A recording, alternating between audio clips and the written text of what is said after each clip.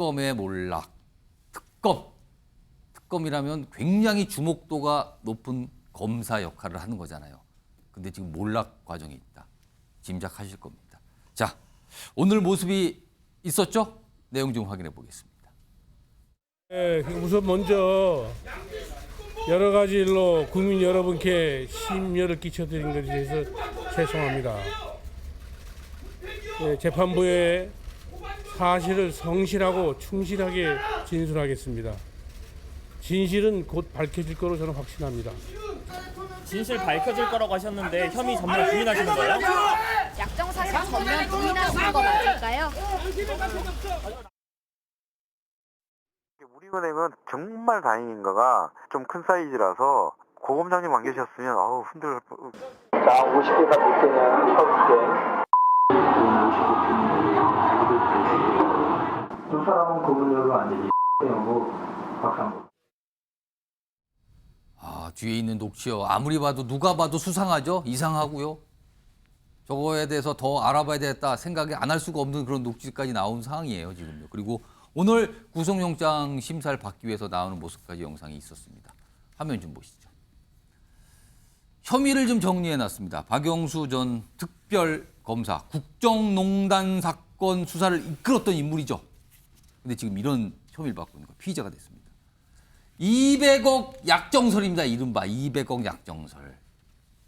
게다가 무슨 은행 대출량서 발급 청탁대가 뭐 5억 원 뭐 이런 얘기 나오죠. 지금. 변협회장 선거자금 명목 3억 원. 딸 얘기 나와요. 뭐 11억 뭐 돈을 빌렸네 어쩌네 이게 나옵니다. 죄가 그래서 굉장히 어려운 죄가 적용되죠. 특정경제범죄 가중처벌법상 수재 등의 혐의. 경제범죄인데 가중되는 아주 큰 죄를 졌다 지금. 알아봐야 된다 이겁니다 지금요. 윤경호 소장님. 사실 박영수 전 특검이요. 얼마 전에는 가짜 수산업자 얘기하고 또 엮였잖아요. 얘기가. 뭐 그것도 지금 뭐 또 알아봐야 되지만요.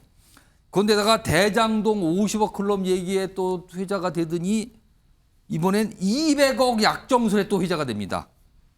정말 이쯤 되면요. 물론 이게 좀 수사가 되고 정확한 내용은 재판까지 끝나봐야 되지만 이쯤 되면 특검하신 분인데 정말 국민께 죄송해야 되는 거 아닙니까 이거요?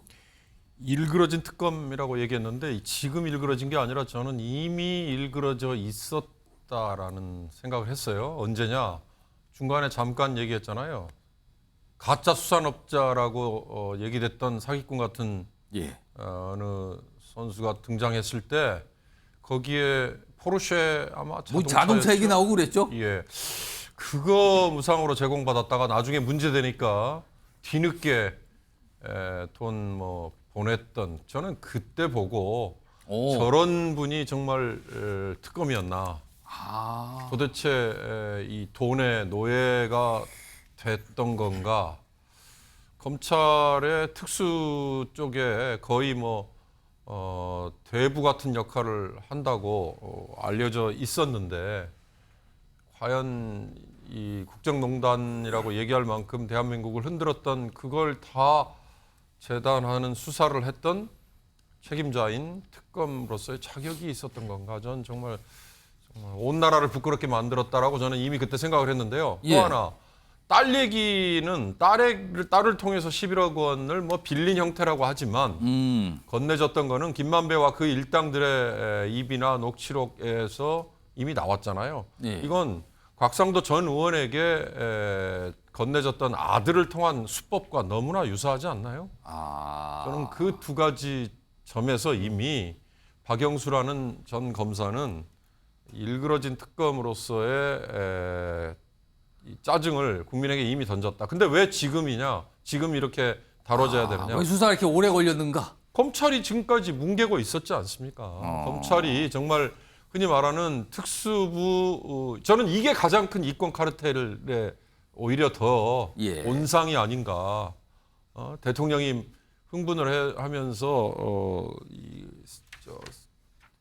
학원 강사들 운운하는 킬러 문항이 이권 카르텔이라고 얘기를 했는데요. 저는 이 검찰 전관예우 특수통들 이게 오히려 더 큰 이권 카르텔이 아닌가 싶은데 그 정점에 이 박영수라는 전 검사가 있었다는 게 예. 이제라도 이 민낯이 음.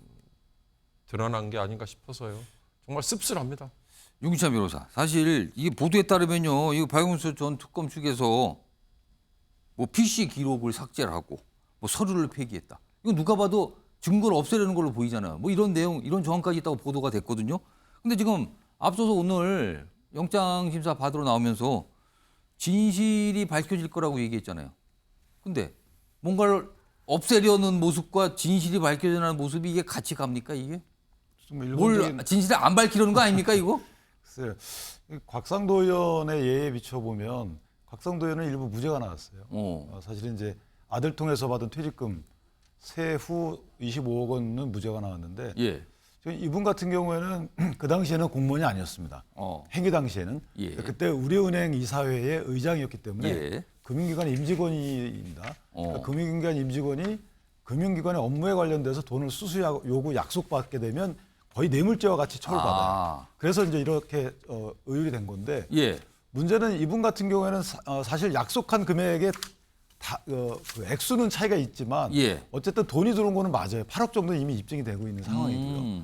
그다음에 딸을 통해서 11억 빌리고 뭐 8억 상당의 아파트 차액 예. 뭐 이런 것들이 있기 때문에 글쎄요. 저는 검찰이 영장을 서둘러 청구한 거 보면 예. 인용될 가능성이 크지 않겠는가. 아, 왜냐하면 영장 구속될 가능성이 크다 지금. 그렇죠. 지금 특검 법안이 상정돼 있단 말이에요. 그러니까 검찰이 서둘러 수사를 했는데 예. 12월 달까지 패스트 트랙이 12월 달이나 끝나요. 그럼 그때까지는 시간이 있기 때문에 충분히 수사해서 영장을 청구할 시간적 여유가 있음에도 불구하고 예. 지금 이런 청구를 했다는 것은 그만큼 자신 있는 게 아닌가. 어. 만약에 그게 11월 달쯤 청구해가지고 서둘러서 그냥 기소하려고 한다 이렇게 의심을 할 수 있는데 예. 좀 너무 이른 시간에 청구했단 말이죠. 아, 영장 청구를 좀 빨리 한 거다 지금. 그렇다면 상당히 자신감 있는 청구가 아닌가라는 생각을 합니다. 근데 지금 윤경호 소장님이 아니 이 수사 왜 이렇게 오래 걸렸습니까? 1년 뭐 반이 넘게 왜 이렇게 여태 뭐 한 겁니까라고 질문하셨거든요. 그건 어떻게 보세요? 근데 그 맞는 말씀이에요. 근데 더군다나 지금 권순일 대법관 전 대법관의 경우도 아직까지 수사를 안 하고 있잖아요. 그러니까 어떻게 된지 몰라요 그건 지금. 1년 전에 소환 2번, 이분도 소환 2번 하고 나서 그 뒤에 지금 안 하고 있었던 거고 모르겠습니다. 물밑에서 어떤 수사를 했는지 모르겠지만 예. 권순일 대법관, 김순환 전 검찰총장 지금 전부 되고 있지 않아요. 예. 그래서 글쎄 뭐 그런 의구심을 가질 만한 사실관계이긴 해요. 검찰에서 서둘러 수사를 마무리는 줘야 될 거 아니겠습니까? 예. 국민께 이게 죄가 있다 없다라는 것을 기소 여부 무혐의로 밝혀줘야죠. 자, 김지영 위원장. 이건 뭐 마지막 질문 될 것 같은데요. 사실 검사 시절에 윤석열 대통령도 박영수 전 특검하고 뭐 친분이 있었다고 알려지고 있고요. 그리고 특검 국정농단 수사 같이 했잖아요, 지금요. 그렇죠. 윤 대통령이 이 모습을 보면 실망감이라든가 배신감이 엄청나지 않을까요? 지금 이 상황은요? 그렇죠. 가장 크게 배신감을 느낄 분 중에 한 분이 아마 예. 윤석열 대통령이 아닐까 싶고요. 근데 국민들도 마찬가지입니다. 지금 저 사건, 예를 들어서 지금 대장동으로부터 저런 뇌물을 받았다라는 예. 그런 그 기간이 2014년, 15년이잖아요. 아. 근데 2016년에 특검을 하셨단 말이에요.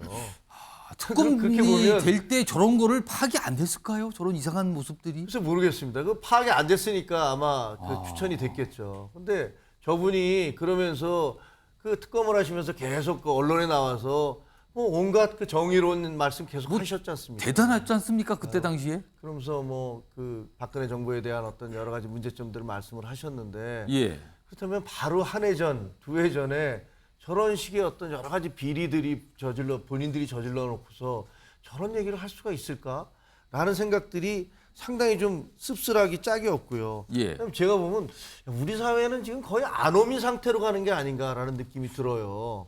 왜냐하면 한번 보세요. 들어가면서 저분이 뭐라고 그러셨냐면 진실은 곧 밝혀질 것이다. 그래요. 라고 얘기를 했어요. 그런데 아까 김만배와 정영학 그 녹취록 다 나왔잖아요. 거기서 뭐 대화 나오잖아요, 거기에 내용 다 지금. 들었잖아요. 예. 저희가 몇 년 전에 오래전에 만들어졌던 그 녹취록을 들었어요.